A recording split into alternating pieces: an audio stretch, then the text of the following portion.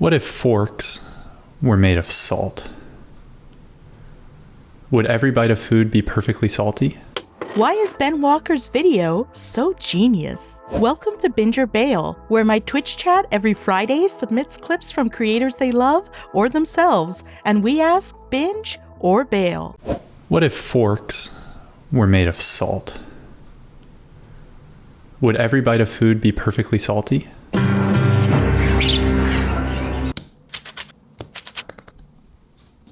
Let's take a look at our stakeholder requirements. Number 1, it must look like your everyday fork. And number 2, it must be capable of stabbing and lifting a piece of steak. I transposed my CAD model onto the remaining piece of the salt block and got back to liberating. But that's when my problems really began.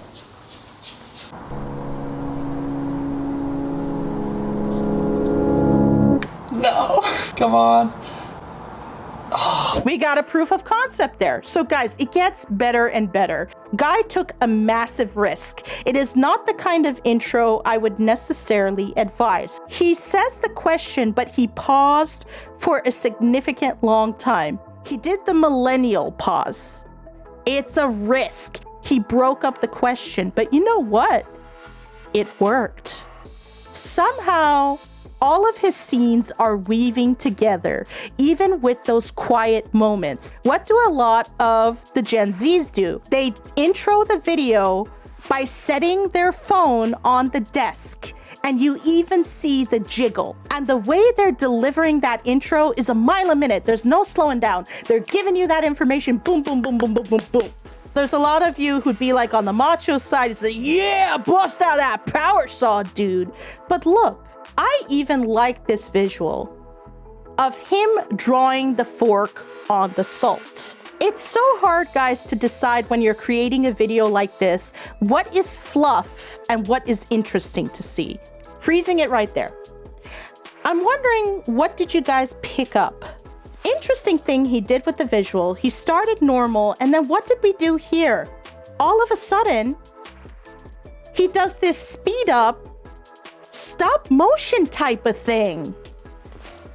This is such a cheat code with your videos. You don't always want the tempo to be the exact same beat. Notice how the music I'm playing, it's mixing up. There's different elements. The percussion is coming in, the tempo is shifting. It's the same when you're changing the speed. Is this a binge or bail? In this case, I think for a lot of us, it's a binge video.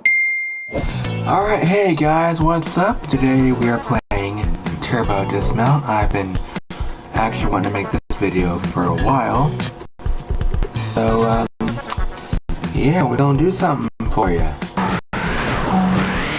Oh my god! Holy balls. Man, I almost hit a car and that would have been awesome. Right away, I think we know the story. We had, unfortunately, an audio issue. It happens. Jacob needs to check on his end. You live and die by your audio. How is our dinner begun? What's the first course? We have his introduction here. Opens up with, hey, let's see what we're doing today. Mystery is not bad. You're kind of onto something.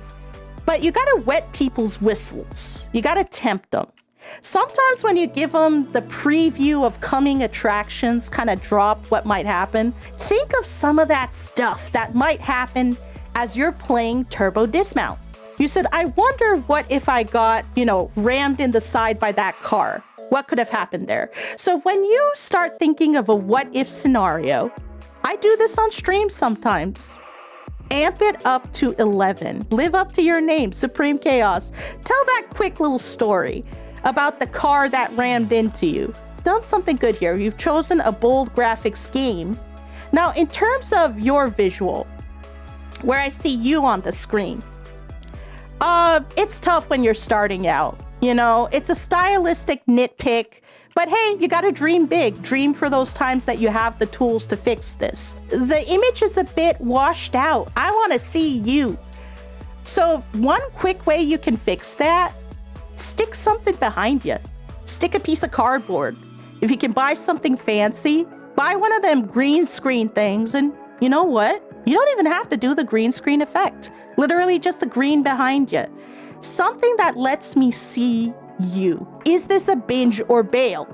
At the moment, it's only a bail for now. It's gonna grow. Nobody wants to play scary games. Only 8% of people prefer them. This website ranked idle games above horror games. Fine. If people don't choose to play a scary game, I'll trick them into playing it by making a game that seems normal to lure you in. But if you keep playing, you discover it's really a horror game. This one also turned out really bad. I can't do this.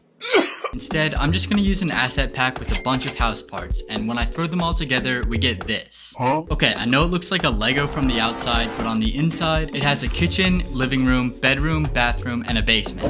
The crash must have left her injured because now she can't move any of her limbs. Okay, but for real, we need to make a walking animation. I've been making fun of numbers a lot. I've been saying, oh gosh, the ones and zeros, everybody's gonna tune out. That's not always the case. It's like that meme, I am confusion. I learned something. Let me play this. Nobody wants to play scary games. You guys are like looking at your favorite genres. You're like, okay, how many people are playing Madden? Who's playing Mario Party? What the heck? Horror? Silent Hill? Resident Evil? 8%? This is sometimes why it's a good idea to be a stats hound. Numbers, the tail of the tape, can tell a story. When he was trying to give a frame of mind to people of what's wholesome, what's designed as kids, again, he went with what people already know. He chose a franchise like Animal Crossing, creator of Five Nights at Freddy's. When he was trying to convince, people that, yeah, he has a horror game on his hands, somebody said, whoa, the Chuck E. Cheese things are haunted, they might be saying, oh, that's not that scary.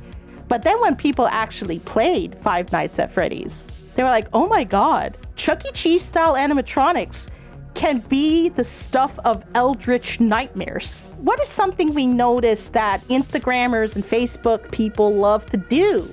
They're sharing the highlight reel of their life.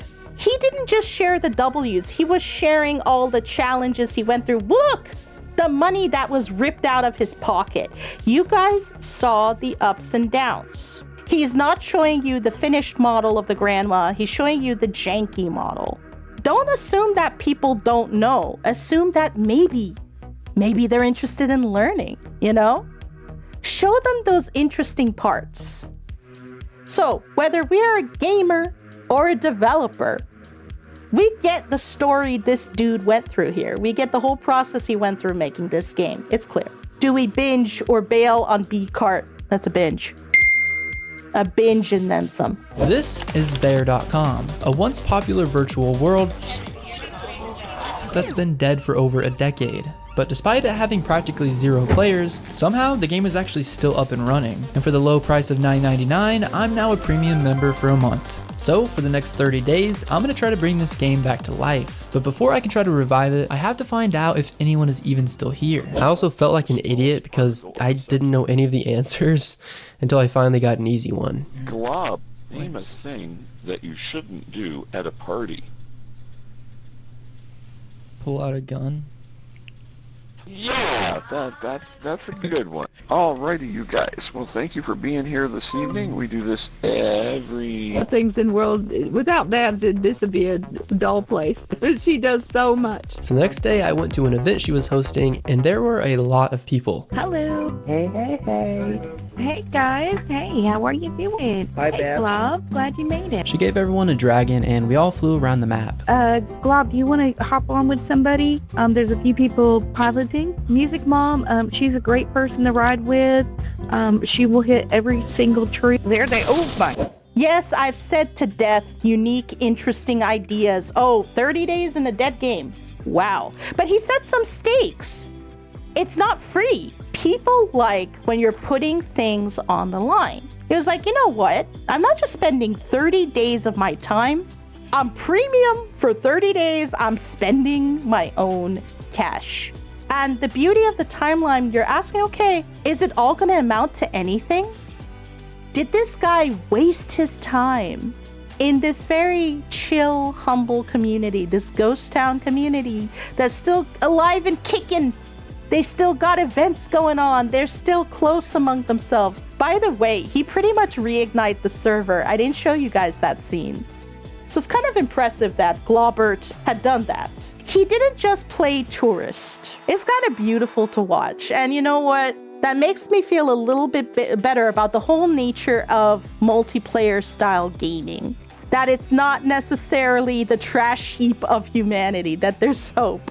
Maybe there was portions of the video where I felt the music was soft. Lord, right here. The more I started wondering what even happened to this game in the first place. So I looked up old videos of there.com to find out, and this is what I found. Okay. So I tried to be quiet for a good long while there. We like our lo-fi, don't we? But when you have lo-fi, you got to make sure that mixing is very careful. I am hoping I can give you guys a visual aid here. Audio meter. -6. That's your voice. And apologies for my mouse writing. It's very sloppy. You want your sound effects kind of somewhere between -6. -18 is a bit soft, but sometimes people are going for that. So -6 and -18. Those are your sound effects. That's your SFX. Jacob says, this is like an NFL instant replay analysis. Lamau. For music, a good cutoff range, I typically aim for -30. You could get away with 35, but I like -30 more often. We'll say music. As much as I could nitpick, the voice will always be number 1. This is on my primo list, to quote Macho Man Randy Savage. Cream of the crop. I don't know how good that impression was, but yeah, cream of the crop. It's a binge. Did you have a favorite? Let me know in the comments. Every Friday at 2 p.m. Pacific, swing by twitch.tv/PersianPlays to get your video on Binge or Bail.